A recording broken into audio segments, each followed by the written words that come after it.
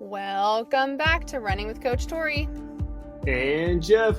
And I almost had a heart attack because someone walked out of the Starbucks wearing like a scary Halloween sweatshirt. But we are bringing you the running news from the week, whether it's to entertain you on your long run or to give you something to talk about with your running group. We got you covered. And yeah, I don't like Halloween time. I just like it's a weird holiday anyway. This can come out slightly before Halloween, but we're in Halloween time. I don't like a yucky, creepy costume. Don't love a lot of the creepy movies.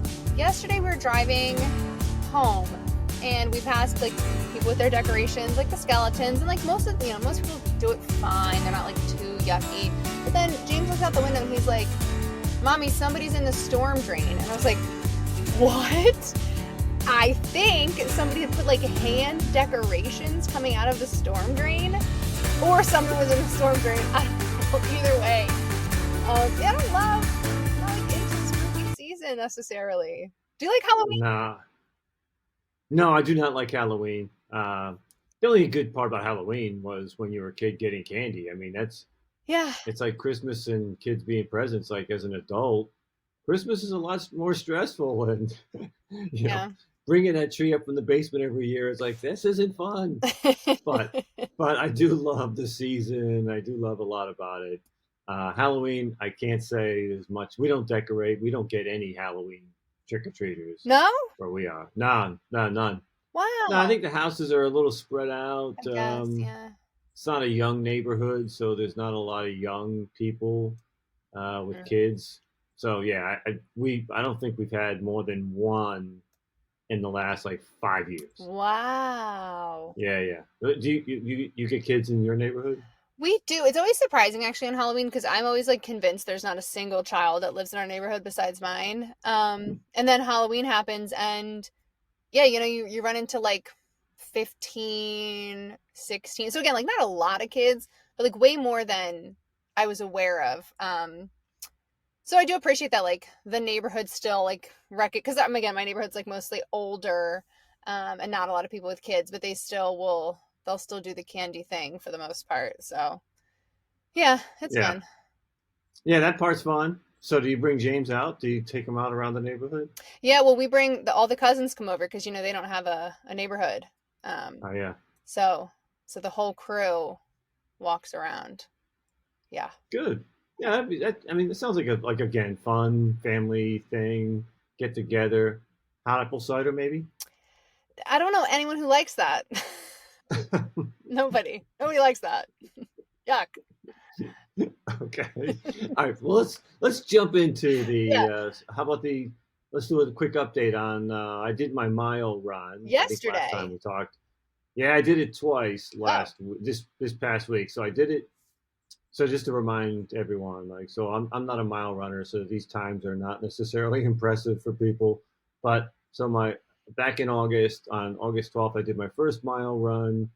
I was at 7:52 mile. I updated it a month later on September 8th. It was a 7:09 mile. So big improvement. The only difference between the two was I was in shape for both of them, but for the first one, I had only done just 3 mile runs consistently, but nothing else. For the second run, I had sprinkled in long runs and speed work, so I had a vast improvement. And then I kept that same routine up for the last month.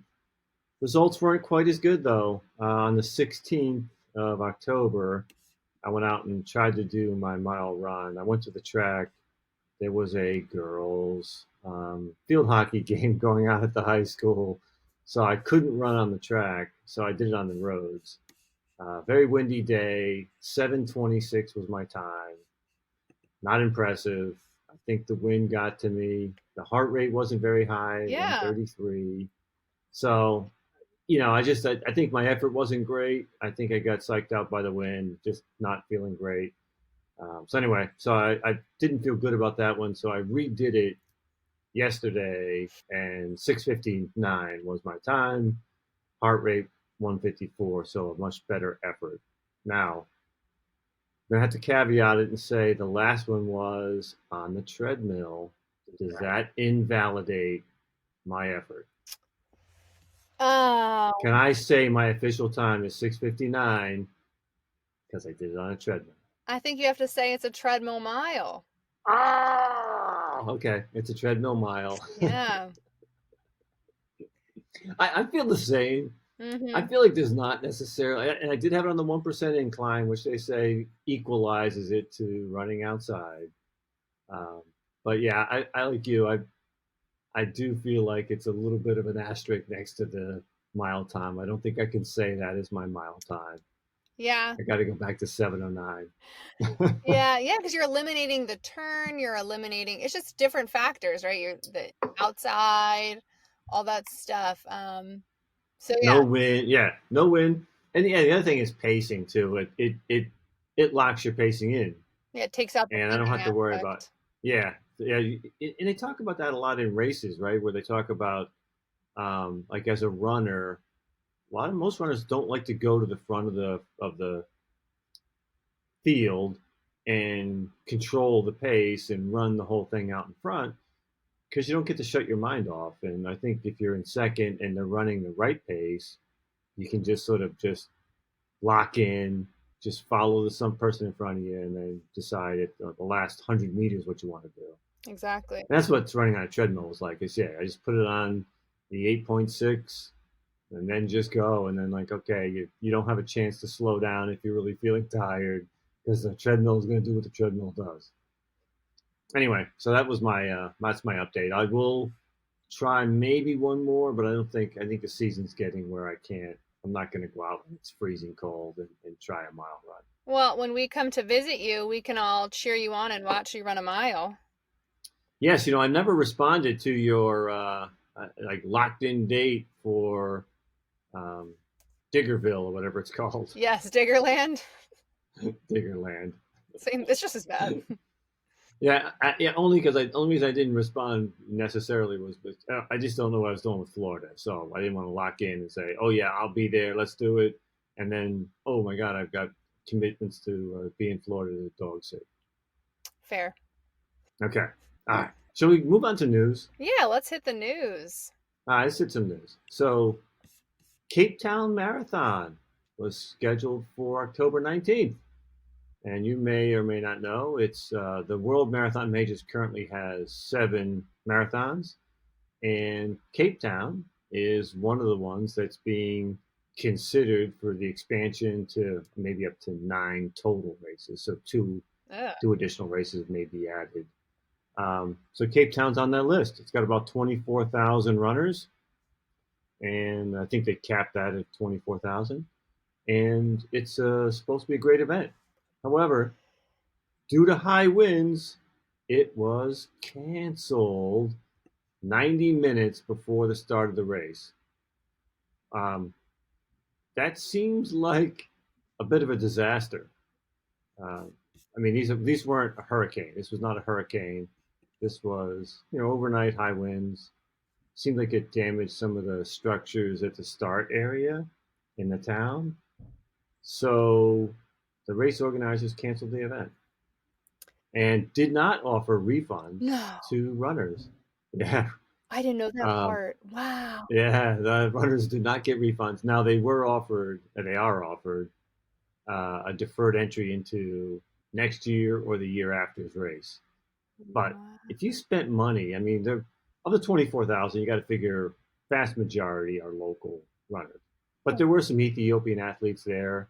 I think a Japanese athlete. There's a number of international athletes that go to events like this, and Mm-hmm. this is, you know, being considered for a marathon major. You're going to get some higher profile athletes, and or just people, regular people who spent their money for a vacation to go to South Africa to do this marathon, and then it's canceled at 5 a.m. The day of the race. What do you think? Um, I was confused by this article again because you know me, I don't actually read anything. I see the heading and I'm like, got the info. So I saw this and then I saw the high winds thing and I was like, what the heck? Um, So knowing that it damaged some of the structures at the start, that does shed a little bit of light. Because in my head, I'm like, is it a hurricane? Was there a tornado running down the street? Like what? Because like yeah, like obviously no one wants to run in the wind, but like we're not canceling things for rain. We shouldn't be for the most part. We're not canceling things for hot, you know. Um, so yeah, wind seemed like really peculiar, but I guess yeah, if like your equipment is down, I guess, yeah, you probably can't time everybody then. It just seems like, all right, how high were these winds that like are that was the timing stuff just not up properly? Like what really went on? So it just seems crazy. It seems like I'm sure their major status is probably not gonna happen. It feels like they're probably really out on that. But also I didn't realize that we were still expanding the majors. Does it not like dilute the pool and make it not meaningful? I don't know. That seems like a weird thing to do as well. Yeah, I think it's a double-edged sword. I think they're trying to expand, as you know, like the vast majority of these majors are either in the U.S. or in Europe, right? I think there's now Sydney, which was added this past year. You have Tokyo, but then it's basically Germany, London, um, New York, Boston, Chicago. I think I'm missing one somewhere, but I think that's the general list. Tokyo. So Tokyo, yeah. So so it's I think it's expanding into South Africa. I'm not sure where the other entries may be coming from and who else was on the list, but yeah, I think the expansion was to sort of, I think, be more inclusive. Mm-hmm. I'm sure there's also a money play to it, right? To some degree. Yeah, I think this has to tarnish their ability to be considered for a marathon major. You can't cancel an event. I mean, you can delay it. You could, there's a lot of criticism of the decision that was made at 4:45 in the morning due to high winds, canceling it, and notifying athletes at 5 a.m. That you could have delayed it an hour or two, and most people were saying that the weather the day of wasn't bad. Yeah. Yes, there were some winds, but there are people on the beach. There are people just going about their everyday life, and cancellation was sort of a panicked move and not that they hadn't properly planned. There was no contingency planning. This isn't the kind of thing that a marathon major can sort of accept. Yeah, because especially like talking about travel, like I know so many people who've traveled overseas for Tokyo, Berlin, like all these things. And you make a trip out of it and yeah, that's really going to deter people from wanting to make it a destination spot to do their runs because I don't know, I could be going there for no reason, you know what I mean? And Yeah, I'm not going to book another trip to Cape Town next year because, like, who can do all that, you know? Yeah, no, that's a bummer for them, but like, yeah, weird. Seems very disorganized. Bad planning. yeah, and especially if you're not getting your refund. Although I'm not sure. I mean, how much the at the end of the day, if you travel there, the entrance fee is probably not your biggest issue. Right. But yeah, do you want to go back deferral to 26 or 27? Like, okay, well, the only way I'm going to get my value is to go back and spend more money. You know, Right. yeah, I'm with you. Seems like, by the way, I think today's motto is a little bit around headlines. I thought the headline was fair. Headline was Cape Town Marathon canceled due to high winds, Mm-hmm. 90 minutes before its scheduled start. So I'm going to say that's a fair headline. There's a few clickbaits in here this week. Oh, I love it. I know. All right. This next headline, which is probably also fair. Friends in a caterpillar suit claim world record at Manchester Half Marathon. Um, One headline, I think, says most of it. I read the story. It's not much more complicated than that. There are four friends in their caterpillar outfit who then set the world record for as a character from a child's book. The record they set was pretty impressive, by the way. 1 hour, 14 minutes, and 10 seconds. Four individuals in a caterpillar outfit. You impressed? Um, yeah, no, that's a very fast half, especially trying to coordinate running as a group. Um, I had to just think in my head what Guinness Book of World Records are called because I was like, world record? That seems really weird. But I guess that is what they're called, right? But it's not like they have the world record half marathon time. They have the world record half No, marathon time as a caterpillar. as a caterpillar. Yeah, and in fact, it's I think it says a child book character, but the prior record, which was 1 hour 41 minutes. So this one's 1 hour 14 minutes. This is the prior record was 1 hour and 41 minutes and 37 seconds. Was set by a group in Denmark. They were also in a caterpillar outfit. Oh, So pretty ironic that caterpillar outfit seems to be the go-to move for book characters if you're trying to set the Guinness Book of World Records. caterpillar would not be my choice. Like as stated before, running as a group, but also just like the costume in general is like a little cumbersome. But I guess it can get a little tricky, right? Because so many children's books are also children's shows and movies and stuff that like I guess it can blur the like the caterpillar I think probably only is a book. I don't Yeah, know. so the I feel like who else could be an yeah, option? yeah, I'm sure there's a lot of options, but if I could, I don't read a lot of children's books, Yeah. so I'm not sure who the characters are. Um, but yeah, by the way, caterpillar outfit, I did kind of picture like a Chinese New Year's dragon, like that kind of an outfit. Mm-hmm. Not The picture doesn't look like that. It pictured No, more let's look like at this. four guys wearing antennas. All right, so that's not very cumbersome. No. Now they also have like I'll call it like a backpack structure where you have straps that you have around your chest, right, Mm-hmm. with cloth in between you and the next runner in front of you. So it's it's a caterpillar. It's green cloth with legs hanging from it. So it's not as cumbersome as like your entire body is impacted by it. So you're really running as four individuals in a line. Um, Obviously, you got to stay in that sequence. And all four guys, they did say one that the biggest concern they had was getting injured during training. Obviously, you need four guys to stay injury free, and then on the day of, no one having a bad day. So Right. because you really are locked into the worst possible performance, depending on who's the weak link that day. So they were thankful again. So I'm going to change my stance on this. That for at least today, typically I am so anti costume, but this was just four dudes. Looked like they were having a good time. They were raising money for men's mental health, um, where there's an organization that helps to create safe space for men to express their concerns, desires, emotions, whatever it ends up being, um, so that again, mental health is for men and women big issue. So I can't poo-poo what they've done too much because it was for a good cause. I was about to roast them for their interpretation of a caterpillar because I just went and saw the picture, but yeah, fine. Fine, fine. Good job, guys. Good job, guys. Yep. Yeah. Now, so all right. Yep. So they now have. It's not official yet. The Guinness Book of World Records.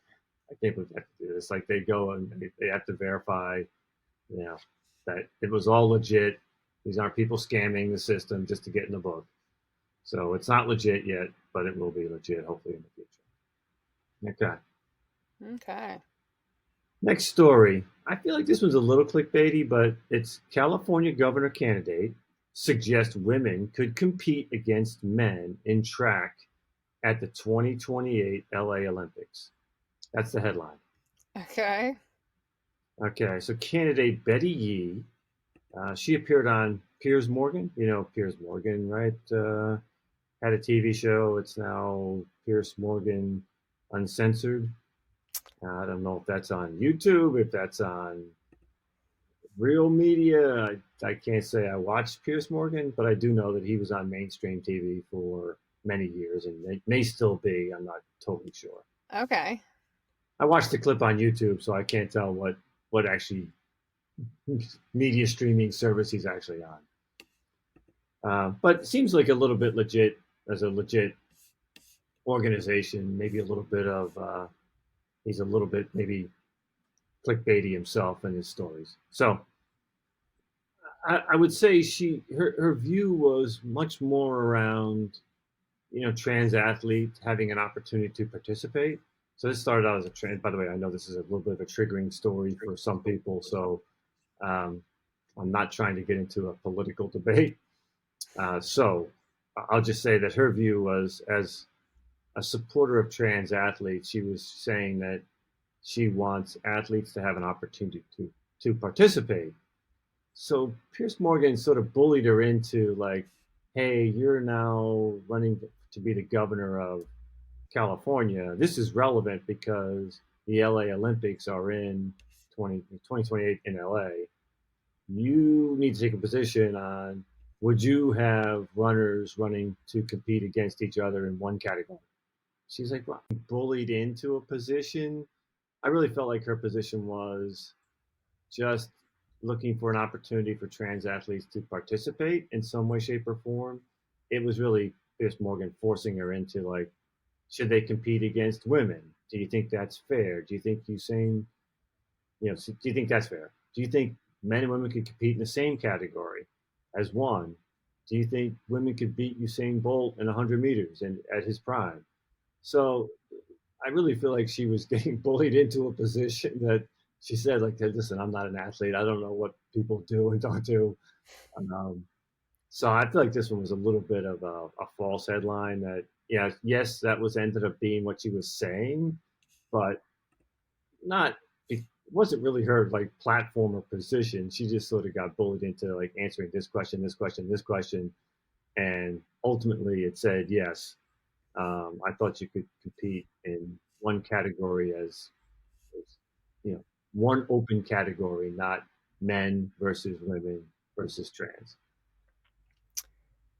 What's your stance? Gotcha. You're not gonna take a stance on trans? You know I'm not. Um, I'm never one to take a stance on a lot of things, and I will leave that discussion to someone else. Um, I'm sure Nikki Hiltz has a lot to say, and I feel like Nikki has done talked a lot about advocacy, and I'm sure there's some article where Nikki says what they believe to be right, and I will just send it that way. Yeah, and I know Nikki Hills has been supportive of the trans, but she is not. She wasn't born a man and converted to a woman, so Correct. she's just There's supportive of the concept that trans athletes deserve an opportunity of some way, shape, or form. And again, I'm going to say it's a touchy spot, right? Because I think if you say they deserve an opportunity to compete, then it's a question of, like, well, who are they competing against?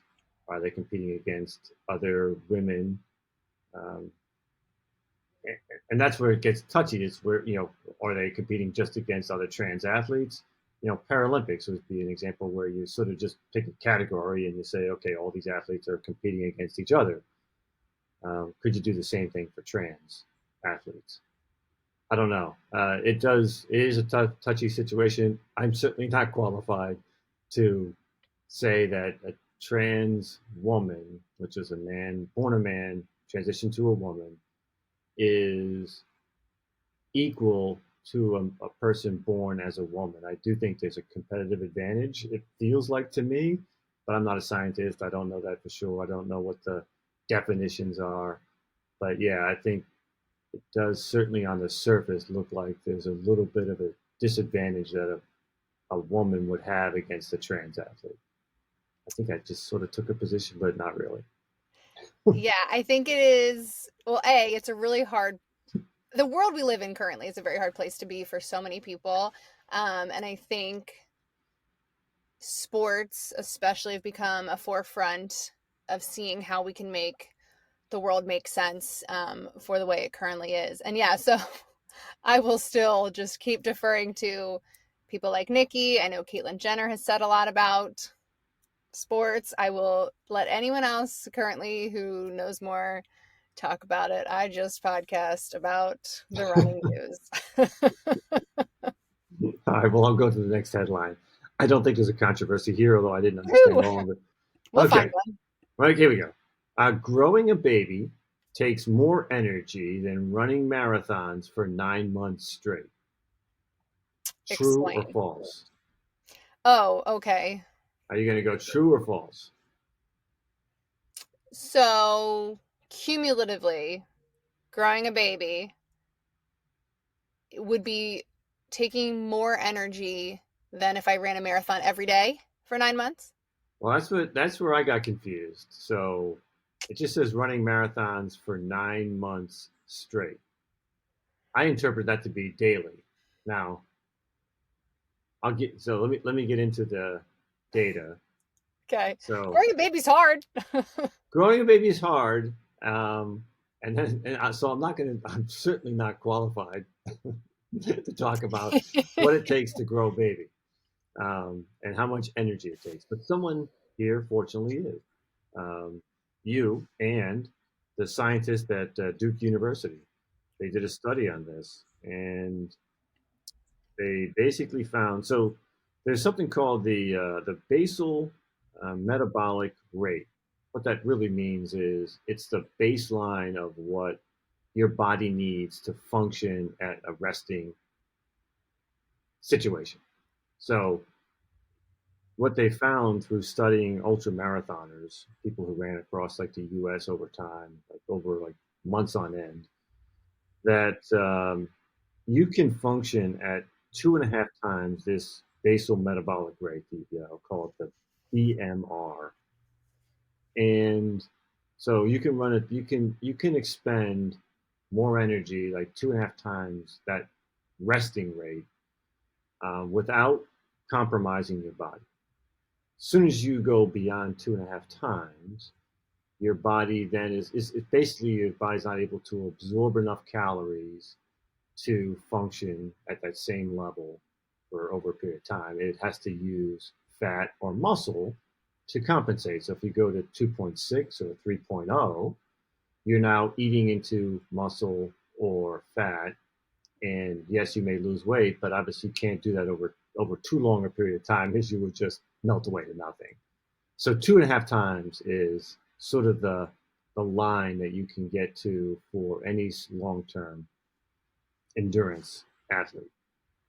The conclusion was raising a baby, or growing a baby inside your body, was at 2.2 times your basal metabolic rate.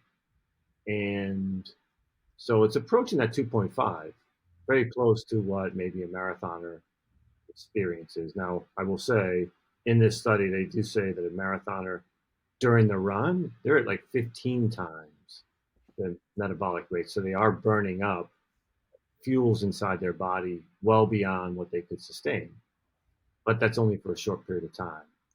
But ultimately, what they concluded was it takes about 50,000 calories to raise a human body inside your body. 50,000 calories, a lot.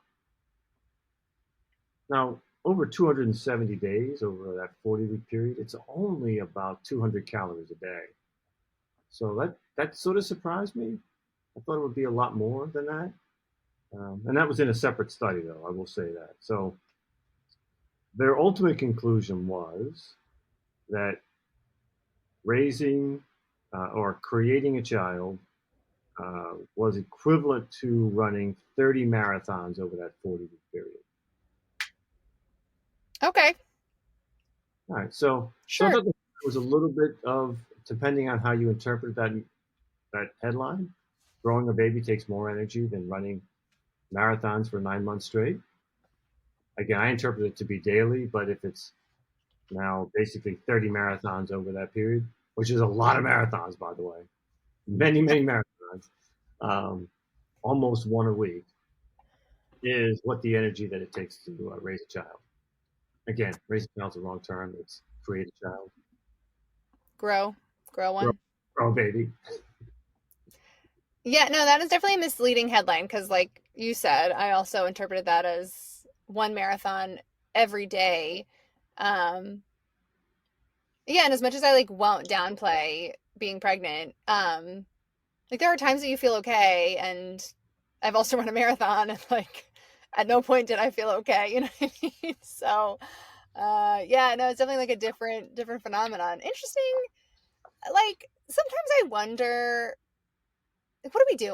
Why is that even a study we did though? You know what I mean? Like, Who Yeah. needed to waste the time on Yeah, knowing that? we've been creating life for thousands of years. I don't know why we needed to figure that out. Yeah. What the purpose was. And it's a little bit confusing to me, like from a standpoint of if you're operating at 2.2, let me just back up. There's a BMR calculator that exists, right? So that you can just put in your age, your gender, your height, your weight. So me as a 63-year-old man, 6 feet tall, 148 pounds, my BMR is 1,504. So if I was operating at two times that, obviously I'm over 3,000 additional calories I'd have to be operating at. So I didn't put yours in because I just didn't do it. Um, but that means that you're at least at 1,000. So that would be um, at 2,000 additional calories per day. So that doesn't equate to the 50,000 calories over the 9 month period. That's only 200 per day. So Right. there's two different studies with two different outcomes and different conclusions. So that's where I'm like, okay, I don't even know. Like this is why science gets a little bit of a bad name. There's always a little bit of a conflict. Um, that things aren't always settled. It was this study shows this study shows that. Now, I'm not poo-pooing science. I'm a big fan of science.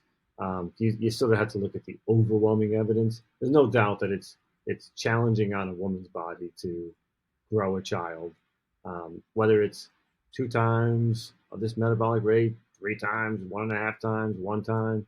Does it really matter? Like to your point, why was this study done? Right. And like the metabolism part aside, like there's so much different, right? Like in terms of harder, more work, toll on your body, after effects, right? Like because also marathoning can also take a different really bad toll on your body, like your joints, your muscles, your knees. You can have different kinds of injuries. Yeah, it's just why did we do that? You know what I mean? Like who Yeah, needed the marathon comparison to childbirth? Anyone who's given birth to a kid knows how hard it was for them, and like anyone who's run a marathon knows how hard it was for them. We didn't need to compare them. yeah. I won't be running 30 marathons in 9 months ever, though. I will not do that. Now, I think there are people that do that, and there's like the people who sort of set out to run a marathon a week kind of thing. Nope. I don't get it. Um, so, but yeah, don't ask me why I included this story, but I did. No, You this know was what? a fun week of stories. Definitely interesting. We're away from track season, so I'm glad to know there's like other things out there to chat about running wise because it can get bleak, I guess. All right, well then I'm going to go to another story. Oh man. Okay. There's more. There's even There's more. more. Yeah. Allie Truitt. Do you know the name? Nope. Should I? I No, hold on. I also didn't recognize the name. I believe I heard her. Let me tell you her story, and then it may come into the picture. Might get a little clearer. You might have heard it, maybe you haven't. She was a Yale swimmer. She had just graduated Yale. She was down in Kirk and Kinko's. No, Kinko's is I think a store, but What? she's at Turks and Turks and Caicos. Caicos? Yes, yes. Thank you. Okay. Yes, she was down there after her graduation from Yale, swimming, snorkeling, and she's about 75 yards from the boat, and she gets her foot bit off by a shark. Oh my God. Yeah, and doesn't necessarily panic, but her and her friend then swim, no foot, swim back to the boat. Her friend, who's a medical student, medical graduate from also from Yale, helps her uh, elevate her foot, put a tourniquet on it. They get her to a hospital. They get her then to Miami, fly her to Miami, and then ultimately up to New York for a number of surgeries. Saves her life. This is in like spring of 2023, so just 2 years ago.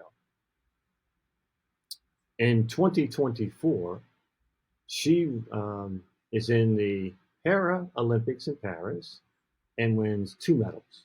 Wow. just a year later. For swimming? Uh, I think she was swimming, yes. So impressive feat.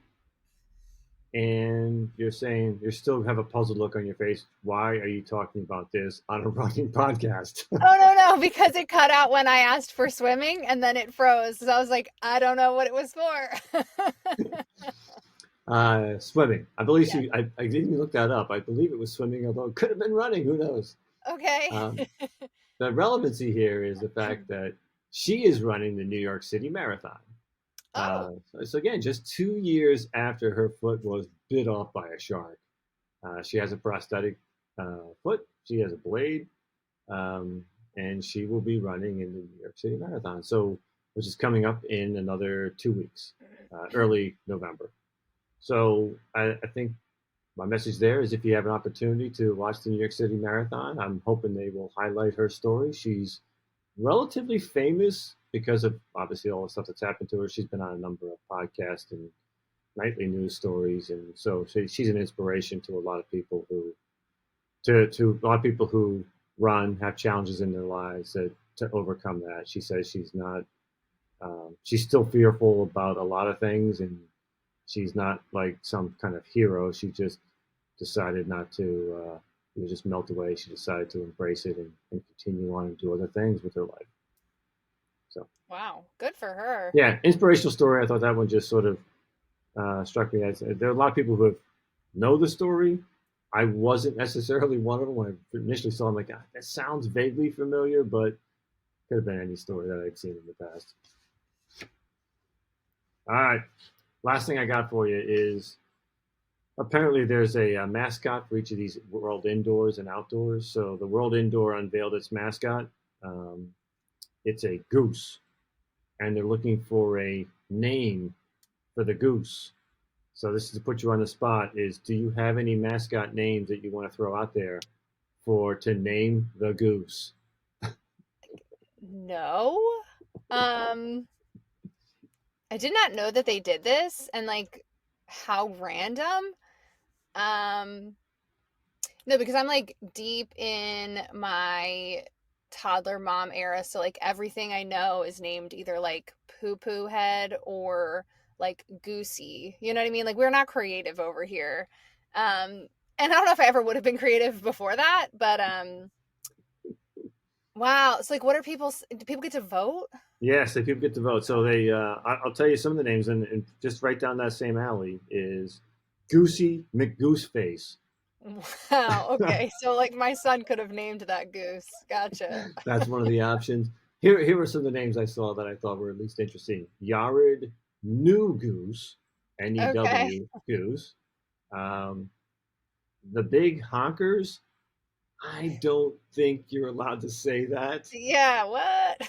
Oh, but there was one I thought was funny, which was the person said there were actually uh, two gooses, two Okay. geese.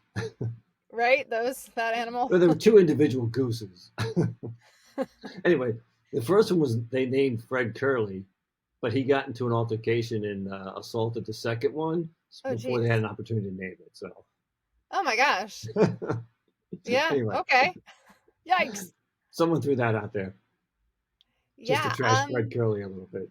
I mean, I stand for that, I guess. Although I don't really condone bullying, but you know.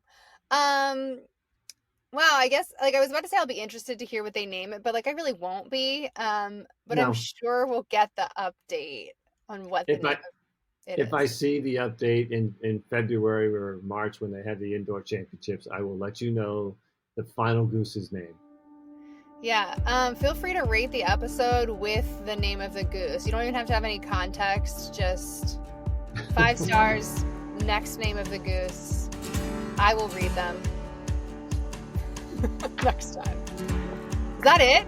That's all I got today. Oh, what a perfect way to end it. So, yeah, like, subscribe, rate 5 stars, name of the goose. Feel free to cancel me for my, any takes on anything today. We'll see you next week.